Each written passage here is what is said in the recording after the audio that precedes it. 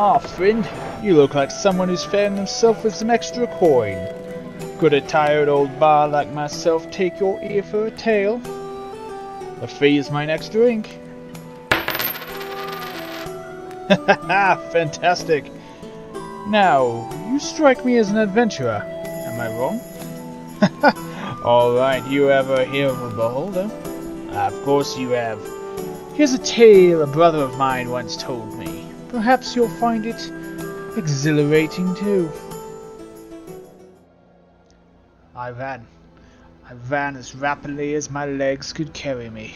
My chest was bursting with pain, each breath languishing with both terror and powerful effort. Every plodding step carried me further out of the quiet cave.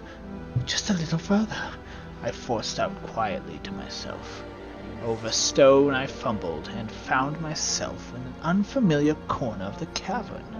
At least, I thought it was. Where was the mark we placed when we walked through here previously?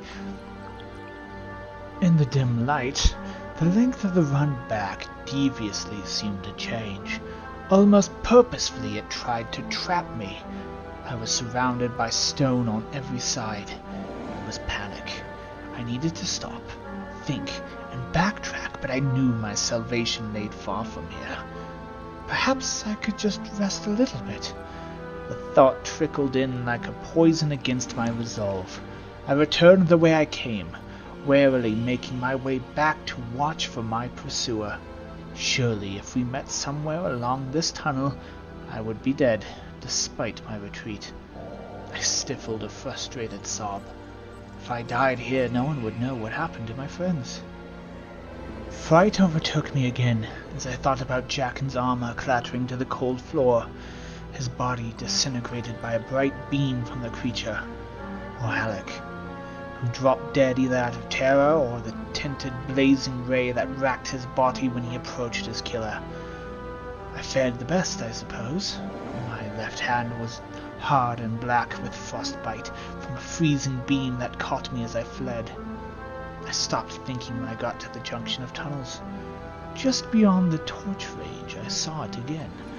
Its many eyes shone like that of a cat, reflective dark globes like faint planets around a central sun. It hovered on phantasmal feet, floating over the slick rock with fleetness that was unnatural for its size.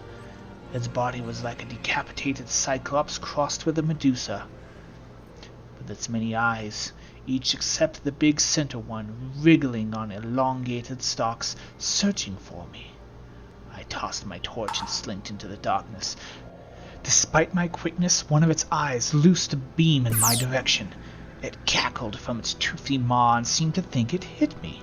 In the coming blackness, the beast was called a beholder and bared little love for humanity. I have been told they are intelligent, vicious, and cunning. In spite of its victorious laughter in the pitch black, I felt no pain. It must have missed. Long seconds passed and I realized I hadn't moved. Fear froze me in place. I had to move. I had to escape. Every fiber of my person pounded to move me. Then I realized, with regret and horror, I wasn't frozen in place by fear, but I physically could not move. I was paralyzed.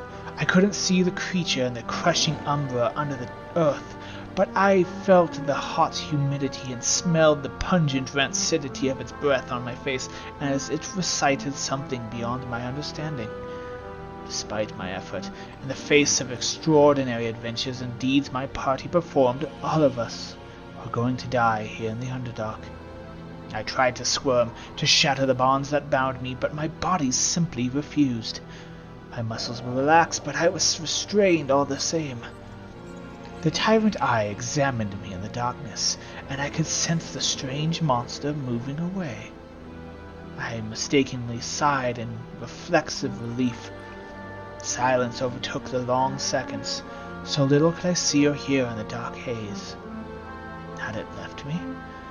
I hardly had the time to think when I felt the tingling of my sleeping muscles surge back to life, and I fell to my knees in deep night-like darkness. I guarded myself against an attack, but again nothing happened.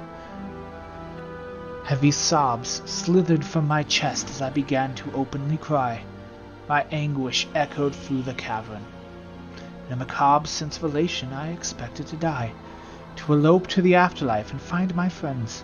Somehow it was worse to stay deep below the world like this. Life, however, was bittersweet, and I felt sick at my fanatic relief at being alive when my party perished in such an undignified manner underground. I crawled and groped the cave floor, hoping to find my torch to light it. I fumbled for my tinderbox and lit the oily cloth with extended effort. Once more I looked forward to find my way out. Then from behind me, I could hear the beholder as it laughed again. What a shame some find their way to the Watcher's den. Delve deep, and the trouble thickens, my friend. Well, my drink is here. I have more patrons to perform to, so watch your back, adventurer. You never know who else might be watching it too.